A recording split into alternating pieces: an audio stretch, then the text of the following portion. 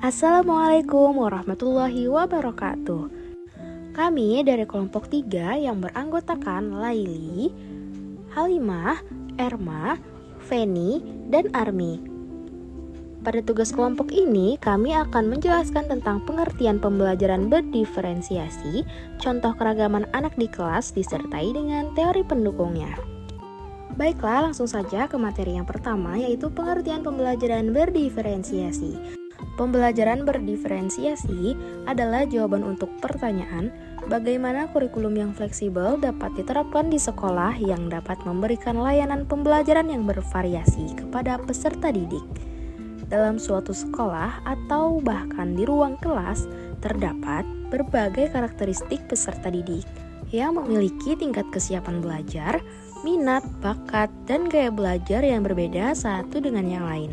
Berikut ada beberapa pendapat ahli mengenai pembelajaran berdiferensiasi. Materi selanjutnya yaitu contoh keragaman anak di kelas. Pertama, keberagaman agama. Di kelas ada beragam kepercayaan yang dimiliki oleh peserta didik, seperti Islam, Kristen, Katolik, Hindu, Buddha, dan Konghucu. Peserta dari berbagai agama biasanya mengikuti kegiatan keagamaan sesuai dengan agama masing-masing. Di sekolah, keberagaman agama dapat diwujudkan dalam kegiatan keagamaan dan pembelajaran agama. Meskipun terdapat perbedaan, namun guru harus memberikan arahan kepada peserta didik untuk saling menghormati dan menghargai. Yang kedua, keberagaman budaya. Setiap peserta didik memiliki latar belakang budaya yang berbeda-beda, seperti adat istiadat, bahasa, makanan, pakaian, dan lain-lain.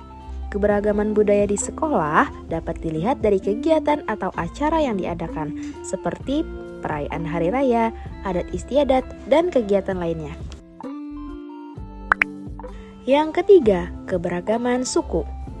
Di Indonesia, terdapat banyak suku dengan budaya dan adat istiadat yang berbeda-beda.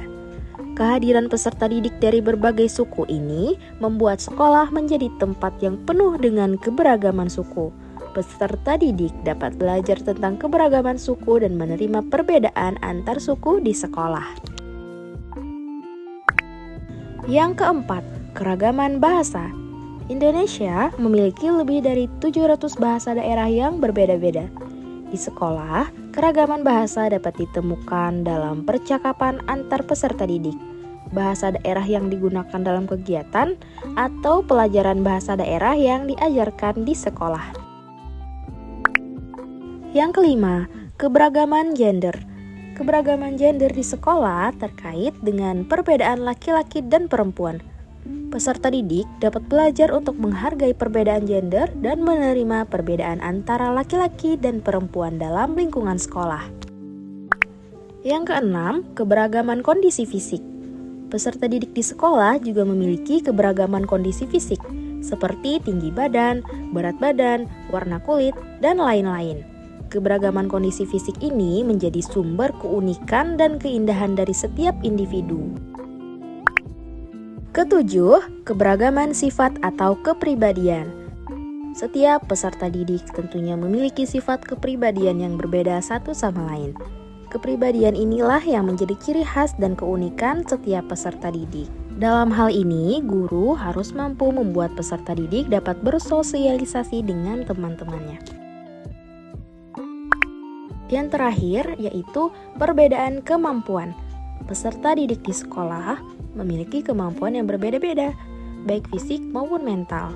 Oleh karena itu, peserta didik perlu memahami perbedaan kemampuan belajar untuk menghargai dan memperlakukan teman sekelas dengan cara yang sama, terlepas dari perbedaan kemampuan mereka. Materi yang terakhir yaitu teori-teori pendukung. Yang pertama ada teori sistem ekologi. Teori ini merupakan teori yang menekankan pada pengaruh lingkungan dalam perkembangan setiap individu. Teori yang kedua yaitu multiple intelligence. Dalam bahasa Indonesia diterjemahkan sebagai kecerdasan majemuk atau kecerdasan ganda. Teori yang ketiga yaitu teori zone of proximal development. Teori ini membebankan kepada interaksi sosial anak yang akan mempermudah perkembangannya.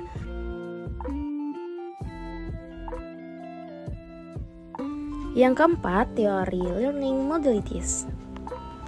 Teori ini biasa dikenal sebagai cara interaksi individu dengan sistem pesan atau rangsangan, kemudian memproses dan menganalisis pesan tersebut di dalam otak untuk dijadikan pengetahuan. Baiklah, sampai di sini dulu penjelasan kelompok kami terkait pembelajaran berdiferensiasi. Salah dan khilaf mohon dimaafkan. Wassalamualaikum warahmatullahi wabarakatuh.